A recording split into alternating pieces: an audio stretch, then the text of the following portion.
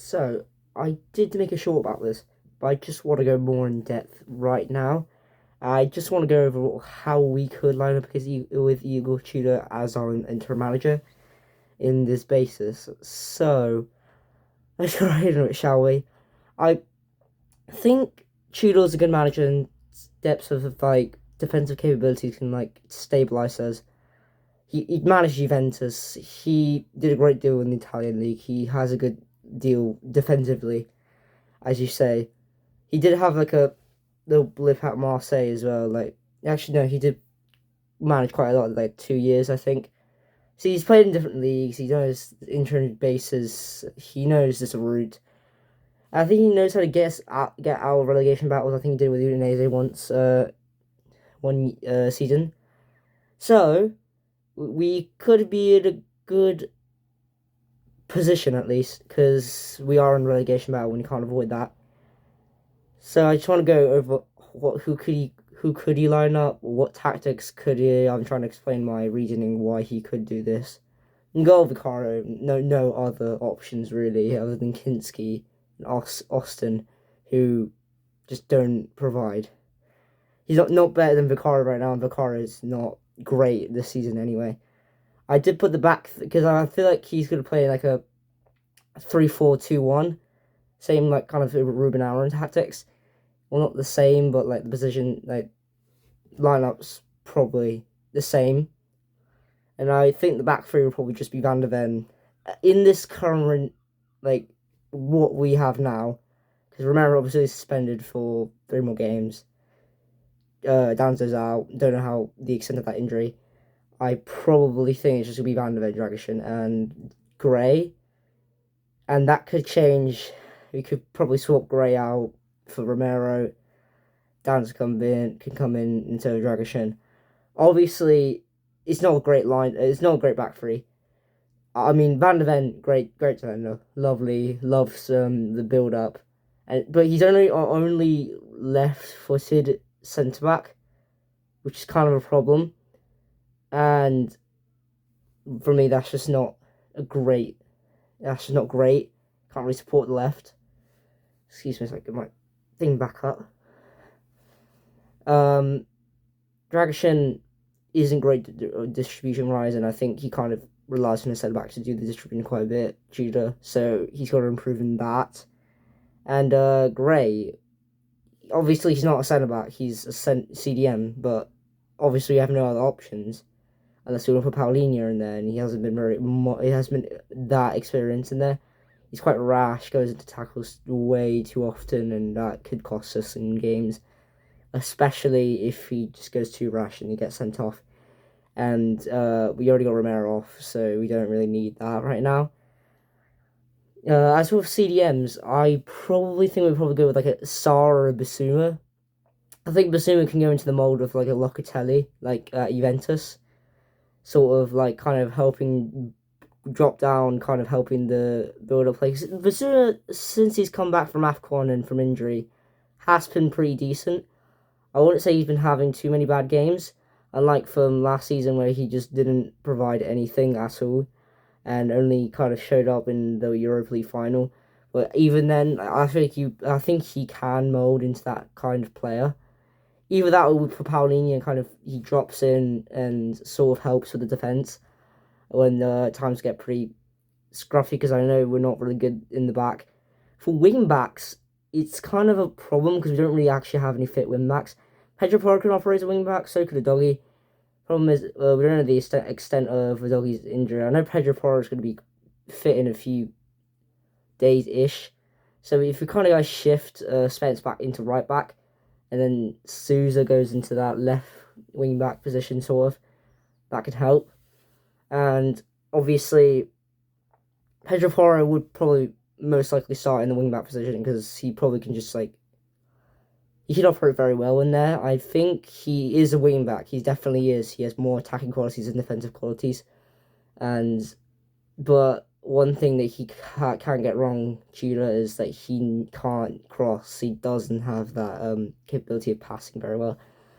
Because we saw that with Frank, and he just didn't show that passing quality. Honestly, he didn't do very well in terms of passing, and it genuinely annoyed me every time. He was sticking 20 crosses and none of them connected, and obviously that is a problem. If he's going to do that again, he's gonna have to improve from that. Otherwise, I don't think the wingback options are too bad. Obviously, Souza is still young and he only joined and he hasn't actually started yet for us. So starting right away in this squad in a relegation battle is a bit of a very, no, not really a big task for him. Especially we haven't seen much of him. I've seen he's got good energy. He can run up and down. That's good for a fullback, especially a wing back.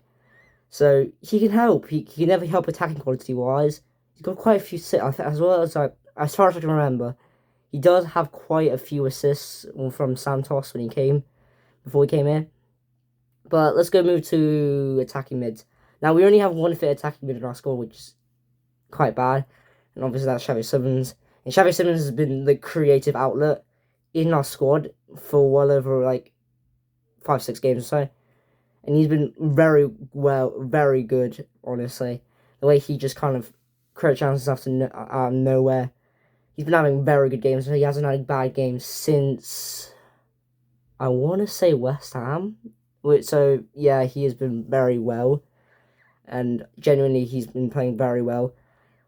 I have loads of praise for him. I just hope when with Tudor, because it's got to be like kind of a Yildiz position where he can kind of create chances. That's what we need in our squad. And obviously, it's going to be a bit different from Yildiz because Yildiz obviously has better like shooting capabilities, better dribbling in a sense. And Xavi Simons can do that. He can definitely do that. I have belief he can do that. For the next attacking mid, I'd probably put Gallagher in there. Not because he can probably create chances, but he's got that box trasher ability, which I really like. His ball striking ability is very good as well. He can really get the goals in if he gets the chances. And also, he just got good energy. He's got good energy all over the pitch. He just is a monster, just running around, helping, maybe defense, attack, all sorts of that role. If we stick him up there, I guarantee he probably would do a pretty good job. And if not, well, I'm wrong. If he doesn't, then yeah, that's not great. But honestly, we have no other options because Madison's out injured, Kulusevski's out injured, and we haven't seen those two in a while now. So let's hope that he can live up to that sort of mold, well, where he can like go anywhere on the pitch, sort of attack the box, not afraid to shoot from there. I also didn't touch much on Sarr when the midfield one. I think he can do that as well. The same qualities as Gallagher. I think he did play Cam a bit before AFCON. And I think he can do that. The problem is I don't really think he doesn't have as much energy as Gallagher.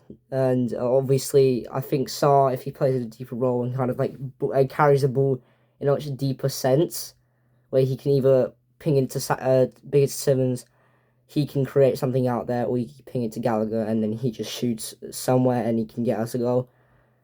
Realistically, that's what I think he would just put Sarr there, because he's very good in that role. But anyway, let's move on to the striker, and it really can be interchangeable. Obviously, I would love Solanke to be here. I love Solanke. He's a proper striker. He gets the chances done. He's a great footballer. I love Solanke. He's amazing. But under Tudor, Kolomwani was a beast against with him, and on it probably just to do with the fact that I don't know, something just clicked in with Kolomwani and Igor Tudor just clicked so well. And honestly, I think Tudor will probably prefer Mwani over Solanke because he hasn't had experience over Solanke right now. The more he gets, kind of knows Solanke, gets to know him more. Maybe that is when he has to start him more, but I think he'll start Mwani more, which is great. I like Colin Mwani. I think he is a great footballer, but he just hasn't really showed up in those games, in the big games that we kind of hope he does. Most of the time he's been playing out of position, so I don't blame him that much. But when he's been playing striker, he hasn't been like banging chances, and he's not been getting the goals. He hasn't got a single goal in the Premier League, which is a bit concerning.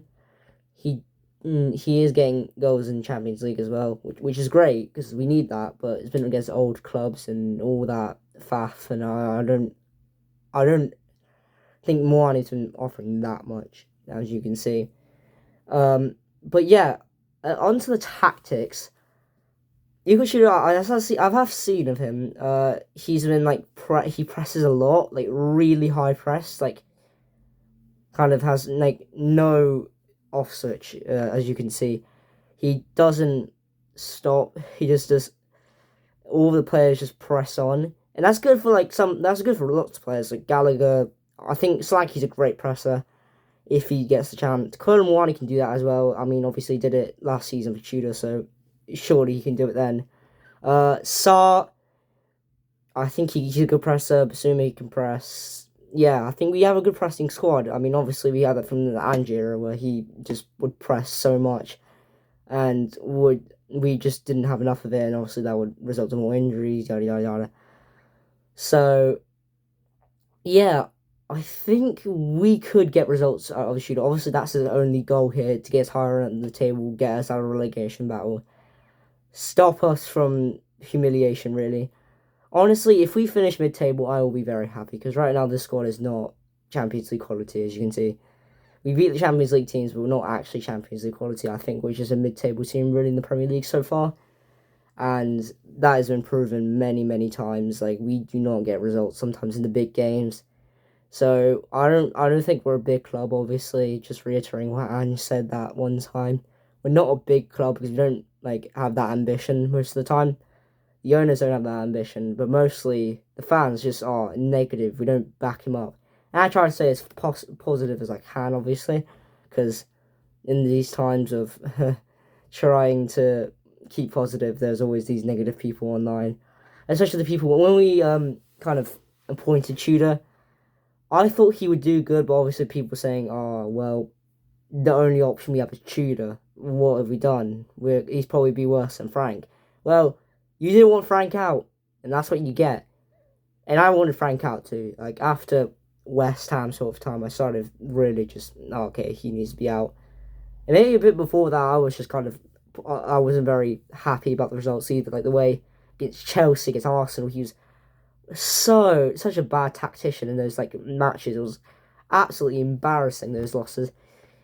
And against Forest as well, that was embarrassing. But yeah, with Tudor, I think he actually might get the results back in.